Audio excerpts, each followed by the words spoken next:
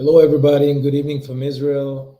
Welcome to another daily update about the war in Israel, Iron Swords, as it's named here by the IDF and the Israeli government. It's 8:03 p.m., November 16th. It's a Thursday, 2023. We're a little over 40 days after the beginning of this war. And the situation right now, I'm going to break it down to three major developments that happened today. And I also want to share some videos with you from the battlefield that the IDF spokesman has released. As you know, we're a very raw podcast. I have a lot of materials that are not even released to the Israeli official media. This is why we call our group Uncensored. A lot of people think that uncensored mean they can just come and talk in this group about random things that have nothing to do with the war or be pro Hamas and Gaza. That's not the purpose of the name. Uncensored mean I'm going to give you breaking news. I'm going to give you raw footages, and I'm going to organize it for you in a way that you'll see the picture not as they try to portray it in the main news media, because the main mainstream news medias, they follow a script, especially when it comes to military conflict. Their messages, their announcements, when they do it, who to bring in to talk about it. It's all, I don't want to say staged, but it's all manipulated when it comes to war. I don't know about other things. So I really want to give you real people. Sometimes I bring guests, like tonight we're going to have a guest, and my guests are just real regular people who I see on the group making so much sense, understanding the situation, because I want people to know the truth about what's going on here. I want people to know it's a religious war. Okay, so leave all politics aside, leave all geopolitics aside, money, power.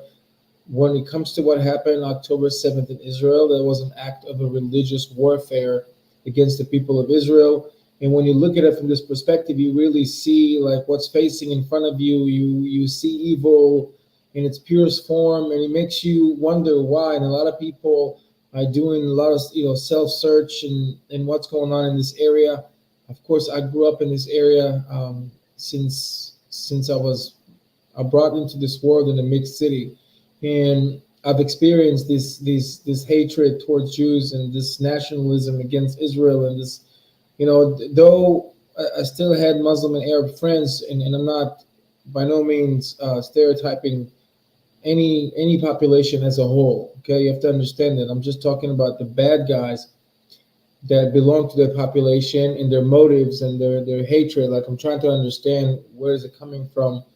And all my life I was trying to understand it. And the more, I was raised in Israel, then when I went to the police and military, I was there in the year 2000 where we fought terrorism to the max, and my job, and I was honored to fight terrorism, and I know up front. And then in the academia, I was trying to get as much information until I realized that even there's agenda. So I study from the best Middle Eastern scholars about what's going on here. What are we dealing with? Because I think that if you understand the problem, if you understand the origin, the source of the problem, you can understand the whole picture so much better. You approach it so much differently. Like you're more prepared. And this is what I want to give you guys with this podcast slash update, video update. I mean, I can, me, I post all day pretty much. I don't even take breaks. When I eat, when I sleep, before I sleep, when I wake up, if something happened, I want to make sure this group gets it. And this is why I don't censor posts, but some posts, if they're repetitive or not relevant to what's going on, I mean, we don't censor them, but we try to keep this group all about news and people's opinions about what's going on. And this podcast is going to have a name soon. We started this a little over a month ago when the war started. The same day the war started, this group started, and it's growing, and it's gaining popularity because I really want to keep it all about the people who want to know the truth. So I've had, and I'm going to have multiple very interesting guests, but at the same time, I want to give you some people who are just very clever in understanding the situations, and they don't have to be a celebrity or a politician or a public figure. They're just people who really see it for what it is based on their either military experience or life experience or anything. And tonight I'm going to have a guest joining us. So I want to go over a few things that happened today. First of all, in Gaza, the IDF is slowly but surely taking over in one of the most, people will talk about this war for years and years and years to come. When they teach modern warfare, a lot of people play these video games, the Call of Duty, the Modern Warfare. You see how you fight in crowded urban areas, and danger can come from everywhere. And this is not the classic war we used to from history. Maybe in Iraq and Afghanistan, people know what it's like, but here in the most crowded area in the world, where you are just literally 3 miles from your border, sometimes from your home, when it comes to Gaza, and you fighting there in an environment that is so that it's prepared for you, that has been preparing for you for decades, and then you also have to know that you have over 230 hostages to try to rescue and bring back. And that's a war, ladies and gentlemen. I mean, I'm going to play some video clips. Hopefully, when my guest is here with us, and because I want to go over and talk about what we're seeing, some raw footages that the IDF spokesman released of the fighting in Gaza. When it comes to the hostages, there have been a lot of reports. Some of them are fake. Some of them are manipulations by Arab propaganda channels, media channels that are trying to pretty much put pressure on the Israeli people. That's going to put pressure. There's a lot of pressure on the Israeli government. There's like, why are you not getting the people back home? Well, if it was that easy, they would. Right now, the war has to be won. One of the objectives, but it's not the main, unfortunately, with all the pain. And we know what it's like to look at somebody and understand their pain, like if their loved ones are held in a tunnel, and some of them are babies and elderly people, and we understand, we love them, we embrace them, but when we have to look at it from a point of view of not 230 families, but from a point of view of almost 10 million Israeli civilians who need to get that threat on the borders removed. And I'm talking about both borders, the Hamas, the Gaza border, and the border with Lebanon and Syria, where Hezbollah and other Iranian-backed militias are located. So now, what the latest is that Israel has agreed to some sort of a deal with that has to do with hostage release, a limited amount of hostages released. One of the reasons it probably not going to bear fruit is because Hamas is having some unbelievable demands. Not only they come into Israel unprovoked, really, not only unprovoked, but Israel has let tens of thousands of Gaza civilians, not that we have to do it, we disengaged from Gaza back in 2006. We had nothing to do with the Gaza Strip. They have Hamas running them. They have their own sovereignty. I mean, the reason there is people say there's a blockade or siege or whatever is because they can't help but smuggling weapons into the Gaza Strip. The same weapons, the same rockets, the same guns, the same explosives that are used now on Israeli citizens and Israeli soldiers.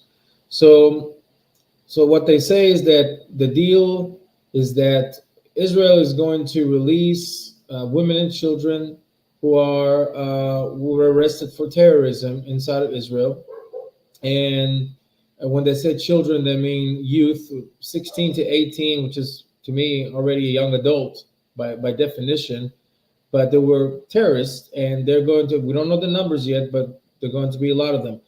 It's going to be disproportional comparing to how many hostages are we going to take, because it's always been like that. Once in the Shalit deal, Gilad Shalit, the Israeli soldier it was kept in Gaza for 5 years, and in the end of it, over 1,200 terrorists were released for one Israeli soldier. Among them terrorists were Yahya Sinwar, who is now the head of Hamas in Gaza, and other demonic figures from Hamas.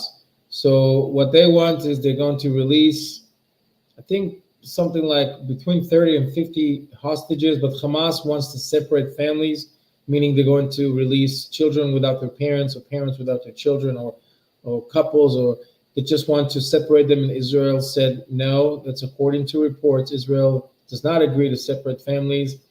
Also, the fact that some of the children, quote unquote, that Hamas is demanding released are young adults who were convicted in active terrorism, meaning they either murdered Jews or attempted to murder Jews. That's off the table. And also, Hamas is demanding for 5 days of ceasefire, 5 days of halt in the fighting. And Israel said not more than 24 to 48 hours, which to me, it's 24 to 48 hours too much, unacceptable. Israel should never agree to anything like that. So we're going to have Gary here as soon as I see him. So, hello, Gary. How are you, sir? Hello, Mike. Fine, sir. How are you? I'm wonderful. Well, Gary, I did a little introduction before I got you on here. So I'm going to quickly just finish quick updates of what happened to this. So just bear with me, and then we're going to go over some video clips. Sure. And I will hear what's going on from you, because I tell everybody I want to hear the pure voices. I want to hear the people in this podcast, the people you don't know, not the politicians, not the media people, celebrities. They recycle the same bullshit, excuse my language, over and over again. And there's other people who see the truth, for just being, just being awake, being aware, but have experience, or just see the truth for what it is. And that's the people I want talking, because I will never be able to convince those who don't want to be convinced. This world is torn into good and evil. And we're going to speak about that just shortly. And what, tell me a little bit about yourself and what you think about what's going on. I'm talking to you, as you know, from Israel. So I was going over the hostages situation. Feel free to interrupt me if you want to. I would love for you actually to interrupt me during this update and give me, your 2 cents on what's going on. So Hamas also wanted in the exchange of there's an exchange deal that I guess is happening. It's in the negotiation table, which I think to me is a disastrous. We should not negotiate with them. We should go and destroy them. Nobody stopped the battle for Mosul and sat with ISIS and negotiated anything unless it was just the destruction of Mosul completely and what to do with the ISIS prisoners. But right now, what's going on is because, unfortunately, we have 200 and almost 40 hostages right now held in the tunnels of Gaza, and they were civilians that the state of Israel were supposed to protect and failed to do so. And they need to do anything they can to get them out. And to me, if it was all for all, they can take all the terrorists out of the burden of the Israeli taxpayers, get them out of the prison, throw them all in Gaza, and just leave them there or finish them there and get our hostages back. But that's not the deal. What Hamas is doing is using the classic Islamic psychological warfare in trying to do a lot of manipulations. And of course, they want so many more prisoners. It's always disproportional compared to what they're going to give to us. Just like with the Gilad Shalit deal, we gave one soldier who was kept in Gaza for 5 years.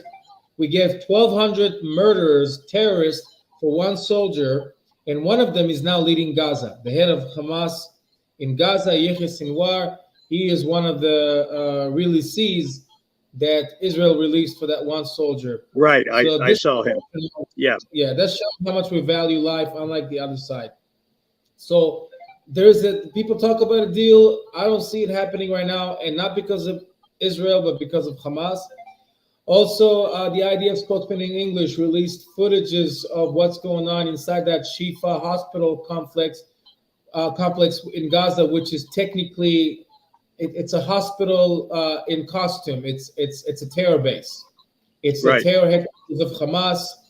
They're trying to make the reason there's a hospital on top of their terror outpost is so you won't bomb it, so you think it's an innocent facility. It's a hospital. It's supposed to be protected by international law, but not when you are building a terror nest inside of it. So the IDF was exposed. They go room to room. They didn't bomb the hospital. The world media was thinking, we're going there to commit a massacre. No, absolutely not. They're actually there's a lot of videos of the IDF soldiers bringing supplies into the Hamas-controlled hospital. And then it's amazing to see, like, you're actually bringing in incubators for babies and blankets and equipment, because we want to show the world it's not civilians we're after, it's the Hamas terrorists. So what happened is that the IDF spokesman exposed many weapon depots in there, rockets, rifles, nothing to do with the hospital equipment. I mean, there was anything but hospital equipment there. And of course, it's a huge complex. They're digging now with bulldozers as we speak. There's a lot of fighting surrounding that. There's a lot of bodies that were from that. And mixed rumors whether these bodies are bodies of hostages, and unfortunately, I think that somewhere, or bodies of the terrorists themselves. But the IDF is doing such a clean operation. They're in such a crowded area. I mean, this is the most perfect, like, modern warfare military plan. I mean, we'll see some of the footage shortly here. And why don't we just look at it right now? I want to show you guys. Okay, Mike. Yeah, I had a question. Has anybody had visual for these hostages? Has there been any visual proof that they're okay? You know, if Hamas would play fair, according to the Geneva Convention, they would allow the Red Cross, like we do. They get everything. Their inmates, their terrorists in our prisons in Israel have better conditions than any American jail out there. Absolutely. I mean, they have bakeries inside their own prisons. They do everything they want, and they're terrorists. So we allow them families to even visit them. However, the Red Cross has not visited even one hostage. We know nothing besides gathering live intelligence from terrorists that we captured. Yeah, and I saw that about 3 or 4 days ago. I was just curious, since there's a deal on the table, but it concerns me. It frightens me to think, you know, it's been a long time. I just dread the thought that, you know, they're depleting. They're not healthy, and that's, you know, that would be terrible. Yeah, well, you know, Hamas did release footages that I refuse to share in our group because it's classic psychological warfare by Hamas, and it shows that they were in good health condition. I mean, they were brainwashed. They were saying things that they were told. Everything was scripted. Yeah, I remember that. Yeah, okay. Yeah. They're terrified. I don't even want to think what they go through, but the experience that I have with these terrorists and the lessons from the past is that when push comes to shove, when they feel like the IDF is closing on them, and they are because, you know, these hostages, all at 24 hours, they have a rifle barrel pointed to their heads, and people have to understand. Jeez. And not only that, they also have, and I'm telling people that so they can know the truth, and they don't think it's like a Superman action movie type thing that you can just go there and everybody's healthy and happy. No, the reality is that we're dealing with savages. We're dealing with people that after October 7th showed you that there's nothing humane about them. Nothing will stop them. It's easier for them to kill a Jew than to light a cigarette. Okay? Yep. That's how terrifying that is. And around these tunnels where the hostages, the majority of the hostages are held, and we have to understand there's hostages that are held by the Islamic Jihad, there's hostages that are held by Hamas in the tunnels, and there's hostages who are held and they were taken by the so-called civilians. You know, the Gazan poor civilians the whole world is worried about. Fight for Gaza, ceasefire for Gaza, solidarity with Gaza. These Gazans in the thousands also infiltrated the Israeli villages and towns and kibbutzes and took part in the rape. They took part in the murder, in the theft, and of course they abducted many Israelis themselves. Some of them are crime families, and they're holding there, and they just want either ransom or they just want to be proud of holding a Jewish hostage inside of Gaza. So it's very complex. We have to understand these are like 2.1 million people squeezed in a size that it's like maybe 4 or 5 miles, 10 miles. Yeah, I mean and it's Yeah. crowded, and it's a two-dimensional city. You know, there's Right. the city above and the city below, and it's just, who knows? I mean, these hostages could be very well in Egypt by now, in Sinai, held by ISIS. Exactly. They can- Exactly. Yeah. You don't have a Yeah. ceasefire. Yeah. Yeah, so Yeah, let's see, precisely. Gary, with your permission, let's see really quick some of the footages from Gaza of how the IDF is working, operating in Okay. this. Sure. There we go.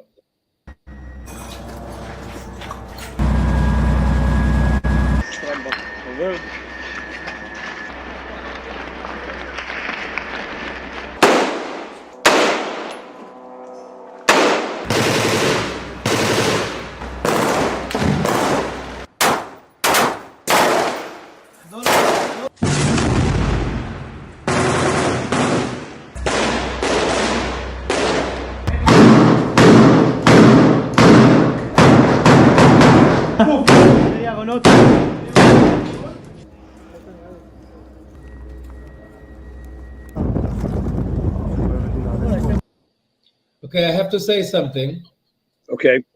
about this clip, and then I'll let you say something, of course, Gary. This is, Sure. by the way, for those of you guys who are familiar with warfare, military, all that stuff, this is by far the toughest type of warfare you can have. Without Unlike question. Russia and Ukraine, which is a widespread area of wilderness, and it's all like old school World War One, World War II type wars. Then you just have one side and the other side, and you just conquer. Here, you fight house to house. Anywhere can be an explosive. Anywhere can be booby trapped. Anywhere can be a terrorist hiding or coming out of a hole and just shooting and killing you. So these people, they're so brave. You have to understand, house to house, and there's many houses, many neighborhoods, Amazing. door to door. Yeah. And in any of these houses or homes or basements or tunnels, you can have hostages. So you have to be careful, and you have to man the tanks. So that this Yes. is, by the way, it will be taught. So what do you think about what you saw, Gary? Well, you see the public, you see comments being made, and I must have sent 40 responses. Hey, tell them to come out. Tell the cowardly lunatics to, fight in the open. Israel would have no problem fighting this fight in the open. It bothers me deeply. But the rats run into the city. They hide under the women's dresses.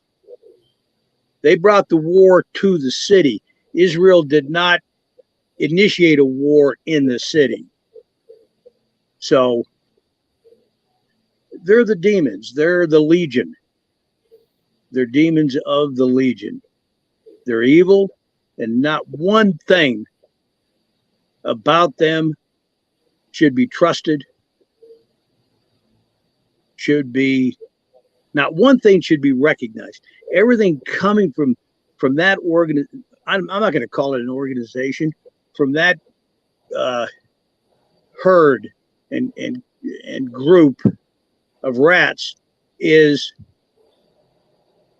it's all disingenuous, and I'm being generous with that. So no, the only battle you could fight is the battle you're fighting today. It is the only way. That's the only methodology you have, is what you're doing right now. Right. There's nothing they have. There's no honor. They're not soldiers. They're an infestation. They're a disease. Very difficult for Israel. I wrote something the other day. Bring the war out into the open. The last wars you fought, Israel fought in the open, you won every one of them. So there's no problem there. It's far from over. It concerns me. But this is evil's way. He deceives, and he Right. knows that the population is gullible. Mankind is gullible. Right. And I So couldn't. it's an easy sell, and they know that. Yeah. But Gary, yeah, I'm sorry for interrupting you because I don't want to no, forget, but I couldn't agree with you more when you said evil. I started this group to really tell people the truth, and I always tell them like to fight for justice. I never wanted to bring too much kind of spirituality or biblical terms into this because I sure, wanted people that really wanted to know to the point what's going on with this war. Some of them are really clueless about how deep it's rooted. But I spoke to a director today who is somebody I've been following for over 2 decades. He is a director from South Africa. He follows this group. One of the most talented directors as far as documentaries I've ever encountered. And he made documentaries about these very moments, I mean, these very events that we're experiencing right now in Israel, and all about Islam. And again, I'm not trying to stereotype anybody. We are humanity. In every group, in every religion, you can find evil. In every part of humanity. But to the point, what we're dealing with right now, like you said, are people who are driven by pure evil. You can't, even the Nazis. We talk about the Nazi Germany, and I can't believe I'm even saying this as a Jew. But in Nazi Germany, I know what you're going to say. Go ahead. I know what you're going to Nazis say. did systematic killing, following their vicious Nazi leaders' orders, and they exterminated not only Jews but many Jews just because they were Jews. But you know what? Some of them soldiers actually even refused to do these Yes, orders. Some of them right, had PTSD. They were like hospitalized because they were like, "Listen, we're told, we soldiers, we have to do what we're told, but right. we're killing people, we're gassing people." I'm not saying all of them, the majority of them enjoyed what they did, but I'm saying there were some people that they were still human beings in the end of the day. And here you're dealing with people who the blood of Jews, or the more viciously you kill a Jew, the more a feeling of high, of ecstasy that they're getting out of it, which Right. is scary, which is pure evil. And it's Right. evil because Pure it's evil. it's a religious war. And it's only this is only the first opening chapter. People have to understand that Israel is not going back to what it was after that. I don't see this as ending with Gaza because it's a multi-regional war. Eventually with Iran, whether the United States will be part of it or not, I don't know. I'm feeling that, well, at least under this administration, the United States will have to be dragged into that by the other side, by Iran, meaning the United States will be attacked for no reason, like they're doing now. A lot of people don't know, but the United States bases in Syria by the oil fields, in Iraq, there's still U.S. forces there. There's U.S. civilians who work there as contractor. American people, your children, our men and women in uniform are stationed there. I know that the name of the bases are Arabic names. I know that the towns don't ring a bell because they're Arabic towns. I know that it's not in America and it's in Syria or Iraq, but they're being attacked over 40 times with rockets, with suicide drones. And yes, they were intercepted, or some of them didn't really, do a lot of damage because they were hitting outside of the base, but just enough that one of them hits a group of soldiers, and then you have a major escalation, a major event. And what the Biden administration does in retaliation, with all the forces that we have here, and Tomahawk missiles and aircraft carriers and all these Navy attack force, but what do? They attack a weapon depot, like a little shack, a little room somewhere, an office somewhere. I thought the same thing, Mike. I thought the same thing. Absolutely. Same thing. It's ridiculous. It's a gesture. It's a disingenuous gesture, I'm not saying America should fight wars in the Middle East. I really am like, President Trump when it comes to that. America should take care of America. However, there's evil that is out there coming after America. and Israel is just the gatekeeper right now. If Israel Right. wasn't to exist, everything you Right. saw today, you would see on American soil. And actually, Absolutely. because of this open southern border in the United States, the chances that events such as what happened in Israel are just going way higher. I mean, Iranians and Hezbollah and Hamas, they all come to the southern border. Well, And the fear I have, Mike, you know, when you're selling narratives, so each time the ante goes up, the stakes go up. So if you sell one small lie, one small narrative, and it's bought, then these people feed off of that. That's exactly, it's a disease. It's spreading. So the narratives are important, even if they're not as significant as if you're grading on a scale in terms of damage. But selling those narratives and selling that lie, evil spread. I'm a boat guy, so rust, you get it on the bottom. If you don't watch it, before long, it's all throughout your keel and up into the motor. But that's the same thing. The way I look at it, this is why I'm involved the way I am. It's an injustice. It's wrong. I have always despised the concept of prejudice and disingenuous and things that show no honor. So these people need to be taken by the world. It is the world's problem. It's a world issue, and the U.S. needs to figure that out. This is the fulcrum here in Israel, and what happens here is incredibly significant. And when I watch what they do, and I've seen some of the very brief and spot videos, breaks my heart. And if anybody in the world thinks this is insignificant or not as significant, they're sorely mistaken. This is the most critical event in the last 3 or 4 centuries, which is taking place right now. Yeah, and I despise these. I despise these people. I despise what they stand for. 80 years, billions of dollars. As I wrote the other day, where are the schools? Where's the park? Where's the baseball field?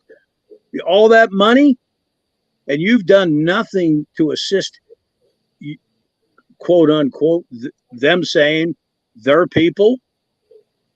Well, how can you expect the world? So the world comes running because they're emotional balls of there's nothing connected correctly. They're just a bunch of emotional, bowling balls going down to court. But these people are so evil. The Legion is evil. The demons are evil. And they will positively, every fraction of an inch you give them, it becomes part of their mechanism. They're a mechanism that malfunctions. They're polluting the earth. And how the world does not respond to this. And I have, another thought, and that is, so they say, well, Israel bombing Palestine.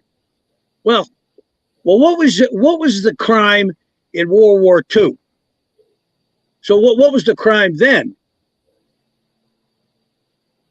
I have very good associations and friends, dear friends. If people don't admire the Jewish people, they're either blind or stupid. So the contribution to the world, people don't. And right. Right. And again, Right. Jews, I have a lot of problem with many Jews around the world now, especially those who push agendas who are anti-Americans and anti-Jews. People like George Soros, he can hide behind his Jewish identity. People Right. like, a lot of people that contribute to what's going on in America right now. I heard today, I watched Tucker Carlson saying that there's a lot of rich Jewish people that donate billions for other people to protest for Hamas. It's insane. It's For Gaza. So that's why a lot of people get confused. They're like, "What do you guys self-destructive?" I was like, "They don't represent me. They don't represent me." I mean, yeah. and I look at Jewish people as contribution to the world and not as anything else. But the evil you're talking about, the legion you were talking about, it's people tend to forget 9/11. Like, why do you need something like October 7th in Israel to remind you of 9/11? I mean, 9/11 happened for the same Correct. evil, ideological, fanatic religious reasons. We can't give it any other explanation. Nobody takes a passenger aircraft loaded with innocent people, Correct. children and women. And not only you take that aircraft and you crash it, but you crash it into a building big enough that you can cause as many innocent lives lost as possible. And then people are Right. trying to say, no, well, it's a job of the CIA. Well, it's George Bush. Well, it's the Jews. Well, it's this. Well, it's that. Anything but calling evil, Right. And all U.S. Right. troops and American patriots who fought and were deployed and fought in Iraq and Afghanistan, and they know, and Syria, and they know exactly what they're facing, they will show solidarity with Israel. They'll be like, we know what? We saw that same evil. We fought the same evil overseas. We understand you. And then you have college students that never held a gun in their lives, No, they, men or women. They don't even know what their gender is, what they and a lot of them are not even Americans. A lot of them are on student visas, and they go against America from within America, and they go and remove posters of the hostages and remove and chant pro Hamas and pro Gaza and all that stuff. Because I'm sorry, when you are going pro Gaza in this war instead of condemning Gaza, if I was a Gazan, I would say I condemn Gaza for what Gaza did to Israel, and I'm pro-Israel in that matter. And what these people say, when they're Right. pro-Gaza, they're saying we pro-Hamas. We justify what Hamas did. So I just want to give people a small update. So there's apparently fire exchange in Gaza, in El Rimal. It's a rich neighborhood. Let's see what's going on there. okay. In the last few minutes.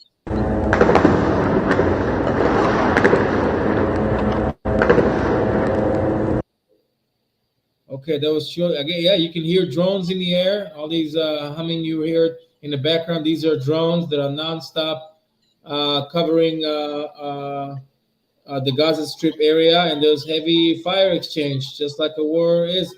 Also in Lebanon, guys, people don't realize that front is active. Okay, the IDF. Let's watch here. The IDF has bombed earlier targets in Lebanon. That's after almost 8 anti-tank missiles were launched by Hezbollah from Lebanon towards Israel. So that's another front. And then we have the front from Yemen, the Houthis in Yemen, which is an Iranian-backed militia. They are instantly launching drones and ballistic missiles towards Israel. And today, a U.S. destroyer, I think today or last night, a U.S. destroyer intercepted one of those. And some saying that those missiles were aimed towards the U.S. destroyer. But again, the Biden administration says nothing, does nothing. This is not just Israeli war. American forces are under constant attack. And why do we have to wait for a tragedy to act? And it's all orchestrated by Iran. Now, one more thing, Gary, before you tell us a little bit about yourself and just what you see, how you see these things going, and about our group, is that today there was a terror attack in Israel, a terror attack that was stopped by soldiers and Israeli police. Unfortunately, one of them lost his life on a way to stop this terror group. There was Hamas terrorists inside Jerusalem. They were inside a car loaded with weapons, grenade, explosives. They wanted to do a big terror attack inside Jerusalem, something like in the likes of October 7, of course, in a smaller scale, but kill enough people and do a massacre. They were stopped in a checkpoint. They opened fire at the checkpoint, killed an Israeli soldier, but shortly after, all three of them were eliminated. So that was a miracle. But you don't hear about this in Fox News, CNN. There's so many events going on. So many events going on right now, and I tried to give you the most raw breaking news, and that's what happened today in Israel. So Gary, aside from following the groups, tell us a little, if you don't mind, tell us a little about yourself, where you're from, and what you do, and how do you enjoy the group? Well, I love your group. I got wind of it going through the phone, wanting to get all the information. So you do a great job, Mike. Really, I could tell. I could pick up your sincerity. I have pretty good radar system. Thank you. And so I that's what caught my attention right away. I was in the mortgage business and I did all that, and I became a fisherman, and bought a big fishing boat. And, now I'm in transportation, trying to develop this piece of real estate. I'm nobody, but hey, I was going to say, what I've been putting out there, and ending my responses. Here's what we need to put out there. Okay, so you think going after those rats, that we shouldn't do that, or Israel shouldn't do that. Well, here's my question, and nobody's responded. I add at the end, I'm waiting. Then what's the alternative that includes destroying Hamas? What's the alternative? So you don't want Israel bombing Palestine, but you got the ones who created the attack, who expedited an attack. So what's the alternative? No one's come up with anything, because there is none. There is no alternative. So that's the one thing. You've got to go after them. You got to get them. And you're doing Palestine a favor, but it's been so long and it's so embedded. That's how evil works. And they are so corrupted, and that corruption is a disease. And they're infected, and the whole lot of them. Well, with an exception, I'm sure there's innocents everywhere you go. But they children. Well, what are you doing for your children? You're teaching them a doctrine of hate. Yeah. And the worst thing you can do for a child is take away his innocence. Those children, they went from 6 years old to 45 years old. So they ruined them. They're ruined. Well, I'm going to answer your question. If you don't mind, I'm going to answer your question from Middle Eastern counterterrorism knowledge that I have. First of all, your first question about the alternative, like you said, there is no alternative. What needs to be in Gaza is a complete elimination for any military capability that these people have. Unfortunately, we are not going to clear their hearts or clear the hatred from their hearts, or you cannot fight ideology. It's just, I told you, it's a religious war, and as long as they believe in what they believe, there's nothing they can do about it, just like they can't break your belief in faith and spirit. However, the job is to make sure that their idea stays ideas and not actions, and we don't give them the tools to massacre Israelis, unless you can say, you know what, I want to just kill everybody regardless. And unfortunately, Israel is not its enemies. Israel will not just kill people for them being people, especially not 75, almost 80 years after the Holocaust. Not going to happen. But the alternative to me, militarily, see, this is the problem with this Gaza war. In the ancient war strategies, if you ever to study ancient, talking about the Asian culture. Like they had historians who would be war strategists, and they would give you a lot of important ideas. You know, when you siege a town, a city like Gaza, you have to siege it from all directions, but leave one direction open so they can flee out, so they can get out. Otherwise, they will fight until with their back against the wall until the last person. Yep. And then you have a war that takes years.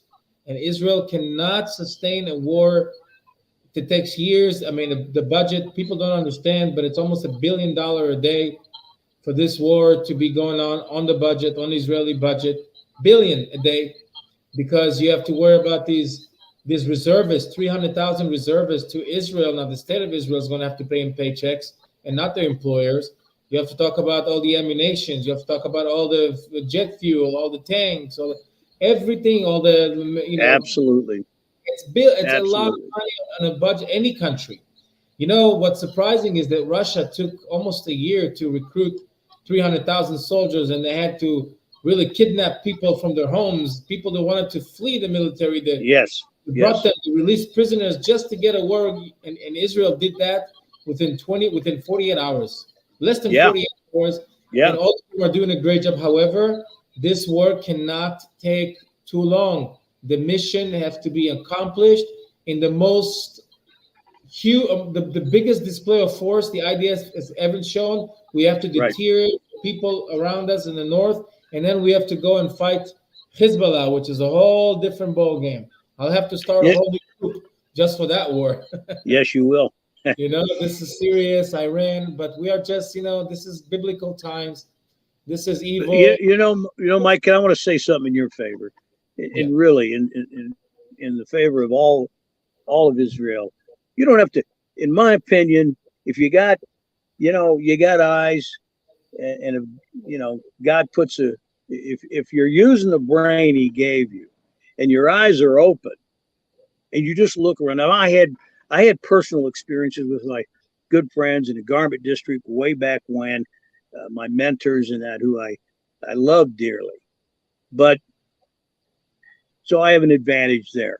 But if you have your eyes open and you just, as far as I'm concerned, Israel has no apologies to make to nobody. They have suffered probably more than any race on earth. And they should be complimented, and they should be admired for the longevity of and the hold fast and the holiness that perpetuates through all the things they're doing. As far as I'm concerned, Israel doesn't have to make it needs to make no apologies to nobody for nothing. No, I mean, and the world needs to wake up. So I tell a lot of them too. So what crime did they commit in World War II? So what's the crime? They didn't have a state then or a country then. Or 1929. So what's the crime? So you killed 6 million for doing nothing, and now you're angry because they're defending their country. These people, they're the problem. All this hate out there it's the problem, and unfortunately, Mr. Mike, dear person, this fight will be forever. Unfortunately. Yeah. But I'm on your side. For the time I have left, I'm on your side. And if I could be over there, boots on the ground, I know it may sound ridiculous, I would be there. I would love nothing more to be in that conflict. Yeah. On the ground. It'd be a sweet way to go. So you don't need to make excuses. Nobody needs to make apologies from Israel. Not one iota. The world needs to wake up. Need to turn around and educate these little spoiled brats who know nothing and run half-cocked on bits and pieces. They fractionalize information and think they have some sort of narrative that's worthwhile. They're dangerous. They're more dangerous than the enemy, in my opinion. But see, here's what I'm saying. I think I gave up on trying to educate those who no matter how much you show them. Some people saw footage of these massacre and still said, well, we don't know, we don't have enough proofs, or they did it because of this, that. I'm not educating them. I'm actually I can't see you, Gary. Would you mind getting closer to the camera, please? Oh, I'm sorry. I got the phone laid down. I'm sorry. No, you're fine. I just couldn't see you. So what I'm saying is that you mentioned World War II, but I'm going even further back to 1929. The Jewish community in Hebron, the biblical town in Israel, they were slaughtered in the same way. They were massacred. They were butchered by their Arab neighbors that they thought they were just living in coexistence with. 1929 Hebron massacre. You all are welcome to read about it. Dozens of innocent Jews. And what was the reason there? Israel didn't have a state. It was 1929. Right. We're a majority in here. They ruled. The British mandate was here, but the Arabs didn't. There was no reason besides the same, like you said, evil hatred that caused 9/11, that caused this October 7, that caused the massacre of Christians in Africa. Nobody's counting them, unfortunately, because they're blacks. But Islamic groups are massacring Christians by the thousands every year. Do you know why? Because they're Christians, and they burn their churches and they crucify them. And there are videos but nobody cares. Just the world is so hypocritical. Right. The world is pro-Arab because of Arab money and oil, and they don't want the truth. And that's why I started this group, so people will speak the truth and justice.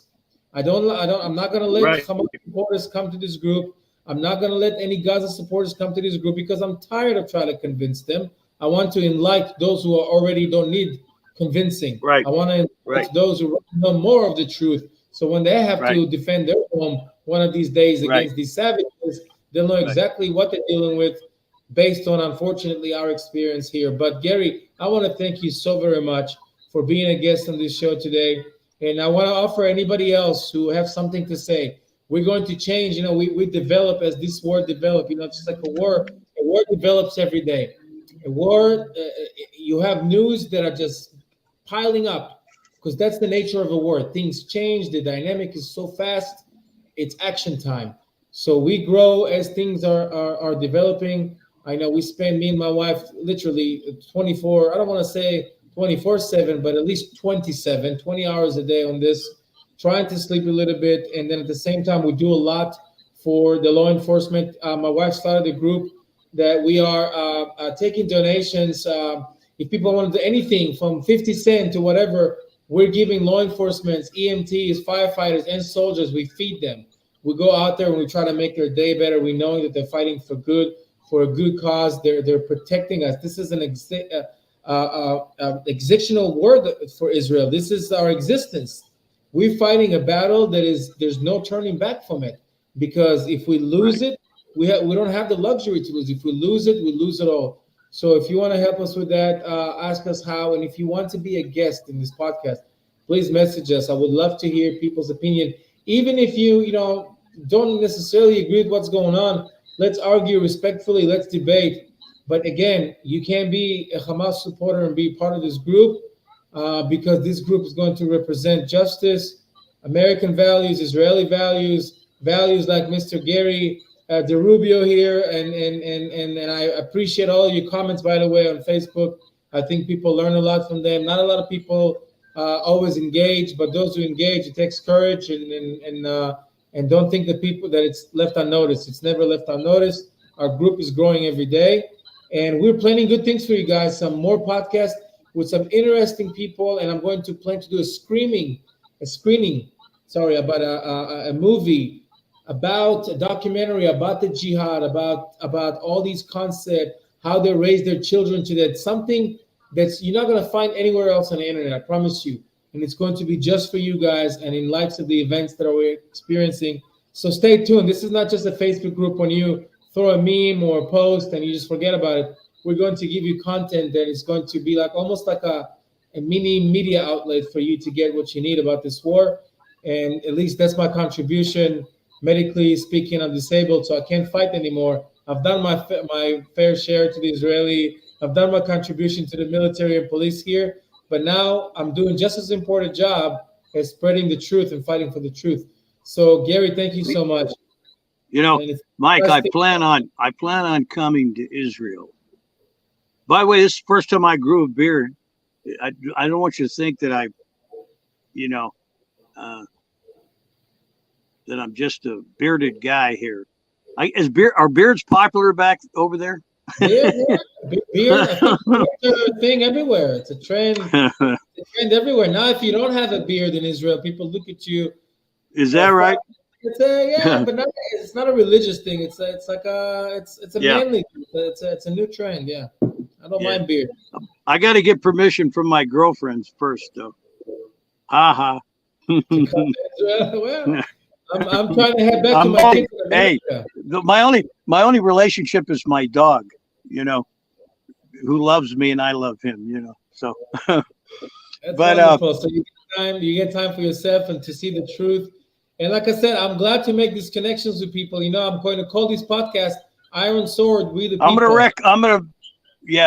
I don't know too many people who want to speak out. All my friends, we had a reunion here recently, and they see me, and I've been posting. I'm sending this stuff over. I do it just to aggravate them, on purpose. But I send it all over there, and one or two, they're too old for me.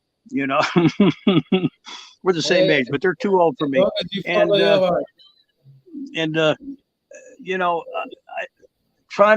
When I heard you and I heard your stuff, so. I was excited that there's someone speaking out, but it's hard to find folks that want to speak out, or even know the difference, or think that it's not, but it is. Everybody's got to speak out. So all your audience there and whoever, you do such a great job, Mike. But thank you. We want to be raw. That's the key here. To be raw. Yeah, absolutely. I know what you're doing. Absolutely. Hey, share my page. Yeah. I want to get the hearts. I want to get followers. No. I hear it. Yeah. Yeah. It shows. I live here. I hear explosions as we speak. Explosions outside Marvelous. as we speak. So it's it's surreal. But thank you, Gary, so very much. Thanks, Mike. I'll be in touch. I'm coming to Israel. I'll let you know. I'm coming to Israel. Be our guest. Thank you so much. Thanks, Mike. Thank you. God bless. Thank you. Bye. You too.